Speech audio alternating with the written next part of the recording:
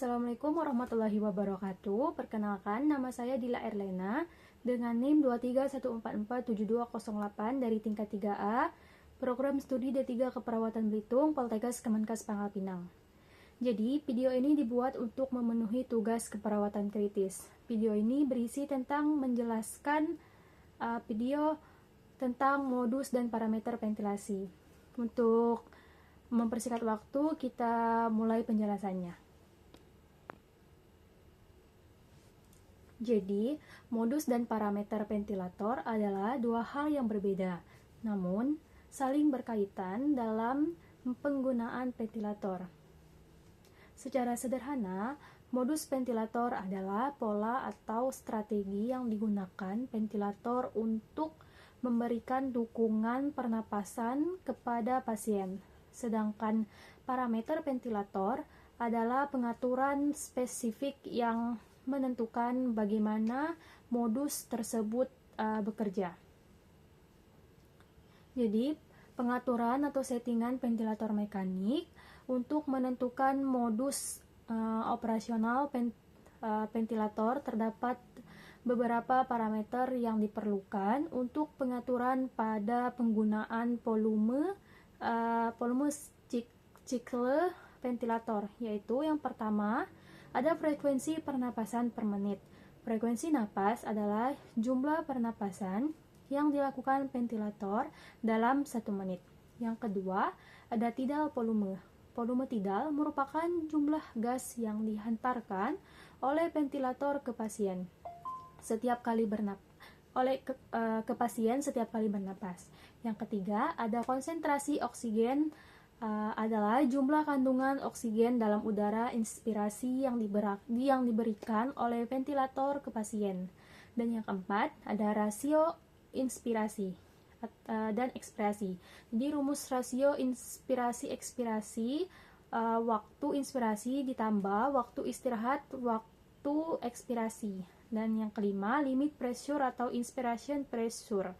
Pressure limit berfungsi untuk mengatur jumlah tekanan dari ventilator volume cycled.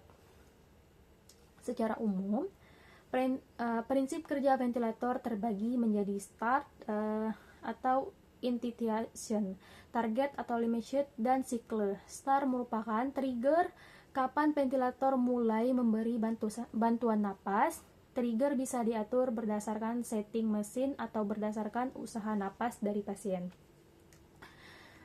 Target merupakan batasan akhir dari mesin untuk berhenti memberi bantuan napas kepada pasien. Bisa diatur berdasarkan batasan volume atau batasan pressure.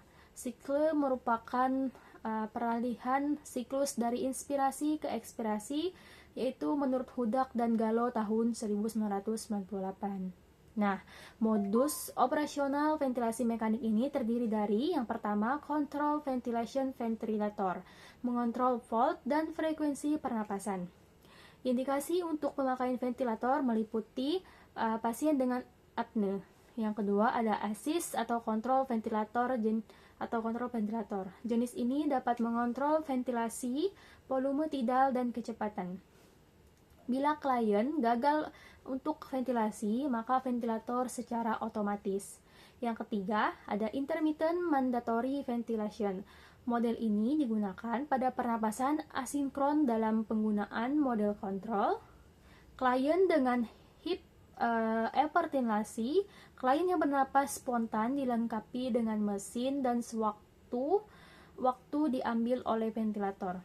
Dan yang keempat, ada synchronized intermittent mandatory ventilation atau SIMP, dapat digunakan untuk ventilasi dengan tekanan udara rendah, yang ototnya tidak begitu lelah dan efek barotra minimal. Yang kelima, ada positive and expiratory, yang digunakan dengan menahan tekanan akhir ekspirasi positif, dengan tujuannya yaitu untuk mencegah atelektasis dengan terbukanya jalan napas oleh karena tekanan yang tinggi. Atelektasis ini akan dapat dihindari. Nah, indikasi pada klien yang menderita ARDS dan gagal jantung kongestif yang masif dan pneumonia difus. Indikasi dari pemasangan ventilator. Ada indikasi dari ventilator mekanik ini adalah gagalnya nafas akut disertai asidosis respiratorik yang tidak dapat diatasi dengan pengobatan biasa. Lalu hipoksemia yang telah mendapatkan terapi oksigen maksimal. Namun, tidak ada perbaikan apne. Itu menurut Hudak dan Gallo tahun 1998. Baik, sekian dari video penjelasan saya tentang modus dan parameter ventilasi. Sekiranya ada kata-kata yang kurang jelas, mohon maaf. Saya akhiri. Wabillahi taufiq walhidayah. Wassalamualaikum warahmatullahi wabarakatuh. Terima kasih.